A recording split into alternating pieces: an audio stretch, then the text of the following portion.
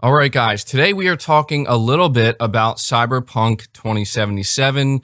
The game is finally out for everyone to play. The floodgates have opened, and this seems to be the most hyped game in history, apparently. And surprise, surprise, it doesn't seem to be living up, sadly. I am very much looking forward to this game, but after everything that I've seen and everything that I've read, I think I'm going to be passing on it, at least for now. I'm going to let you know why. We do have some not so great information about the game. And I just kind of want to talk about the entire situation. A lot of people have been asking me whether or not I plan to play this game. And, I figured I'd let you know why I'm not going to, but also go over some of the reports that we're hearing and why people are taking to the internet with memes, as well as a lot of frustration for this game. So before we get into it, I do want to let you know I will be streaming the Game Awards tonight here on the channel at 6:30 p.m. Eastern. So come back, hang out with me. It's going to be a good time. I think there's going to be some pretty significant announcements during the Game Awards tonight. So that's going to be a good time. But I came across this interesting article from Eurogamer. It says Cyberpunk 2077 launched at midnight last night, and now the console versions are out in the wild. We're getting our first proper look at the game running on PS4 and Xbox One. Early impressions are, unfortunately, not great.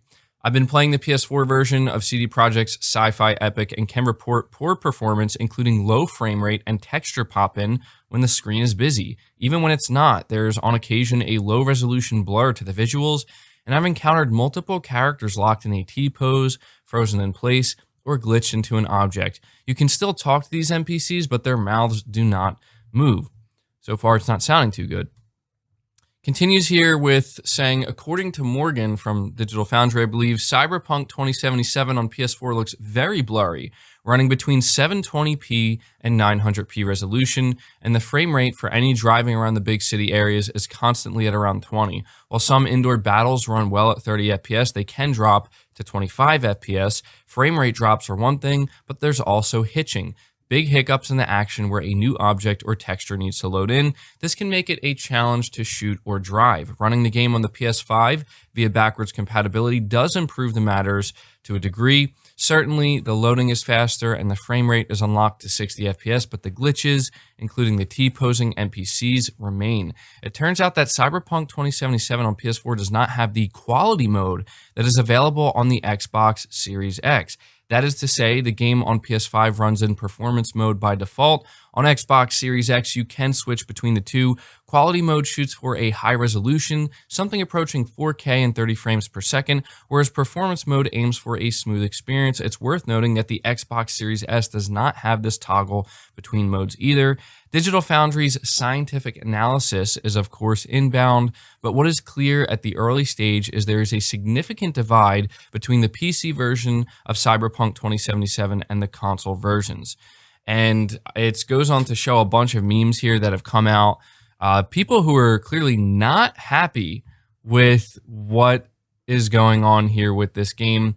And so, I also wanted to let you know that apparently, if you do play Cyberpunk 2077 on the PS5, it runs closer to a 1080p resolution. It does get you to that 60 FPS, but as it said, the bugs, the glitches, they're all still there, and you're not getting anywhere close to a 4K resolution.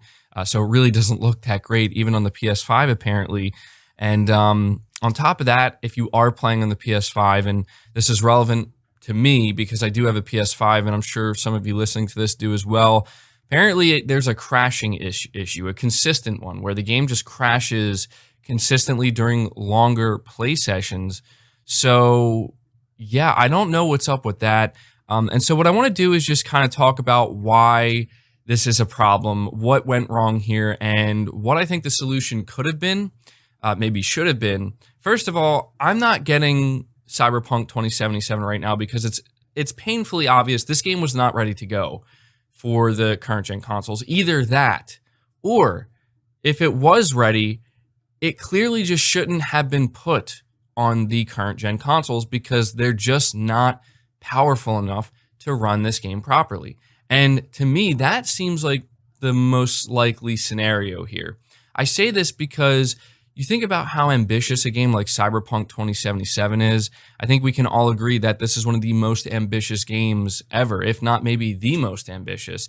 And it's been in development for so many years. It's been delayed so many times. And every time it's because they're saying that they have more they want to do. Like they know that they can do something bigger and better, and they really want to deliver something special. But at the same time, you can clearly see here that when you're playing the game on like a high-end PC, even though there are still a lot of bugs and a lot of glitches, and in that case, maybe the game still did need more time no matter what, it's clearly the better version, the best version by like not just a mile, but a couple of miles, to the point where it makes you wonder, like, how did they even get this game to even function on these consoles? We heard before that apparently they were having trouble getting it running on the base model Xbox One, and I'm sure it was the same for the base model PS4. Now we're seeing the results, and you know, somebody who is excited for this game, I'm gonna wait. I'm gonna have to wait to play this game, because if it is that good, I mean, it's weird because we're seeing how upset a lot of people are, and it's weird because the reviews that came out for this game, the bugs, the glitches were still there, but the game was only allowed to be reviewed on PC. So that should tell you all you really need to know about just how bad these you know, last gen console versions are. People are not happy, to the point where I really have to wonder, like, why they, I mean, it's obvious why they decided to do this. They wanted to release the game no matter what on last gen consoles, because that's what the majority of people have. So I can't fault them for that. But I think where I can fault them is maybe they were just too ambitious. Maybe they didn't realize that by reaching this far and going this far, and we all like to see that. We want to see the biggest and best games we can see. But maybe by doing that, they made it like nearly impossible for them to actually make the game run the way it should run, you know, at the expectation that level that people have right now for these current gen consoles. I think that may have been sacrificed in the process here, and we're now seeing that right in front of us. And even when you play it apparently on the PS5, which is what I have, it's not much better. You do get that higher frame rate, which is nice, but everything else is pretty much still there. And it just sounds like it's a terrible experience. So we know that CD Projekt Red is apparently going to be making full-fledged next-gen versions of this title. And because of that, I just feel inclined to wait to play it. I hope that those versions come sooner rather than later. I'm assuming they probably won't, simply because they're going to have to, I think, correct this situation. And I don't know how much they're going to be able to do to kind of save the PS4 and Xbox One version of this game. I assume that that's where their full focus is going to be for some time, if it's as bad as the reports are, you know, claiming it is right now. And so because of that, I think the next-gen version is a ways off. And on top of that, they have to kind of keep in mind that, you know, only so many consoles can be sold right now, because only so many consoles have been manufactured. So it is a question of sales numbers as well. You don't want to push out the next-gen version immediately. And this is exactly why they didn't just make Cyberpunk 2077 next-gen only. I'm going to be completely honest, I would have been perfectly fine if CD Projekt Red decided to delay the game for another year, or even another year and a half, because maybe they had to come out and just be completely blunt and say, look, this game became too ambitious. We decided we're just going to make it PC and next-gen only, so that way we can make the best possible version of the game, and we can ensure that anybody who does play the game is playing the best possible version of the game. That way they could have not only more time to polish the game, squash all the bugs, but they would be able to give it more time, the consoles, that is, to actually sell and have more people out there that can be ready to buy the game. I can understand why they didn't do this. This is exactly why they did need to release it on the current gen consoles, because that's where, again, most people are going to be. Most people are going to remain there for some time. They needed to capitalize on that for the sake of their sales numbers. So at that point, I really would have preferred if CD Projekt Red could have had enough foresight to realize that if you continue to make this game this ambitious, there's going to be a price to pay for it, and that is the last gen console versions. And that's where most people are going to be playing this game. So the sad truth of the matter is, right now, the majority of people who are playing Cyberpunk 2077 are not having a good time. They're having a bad time.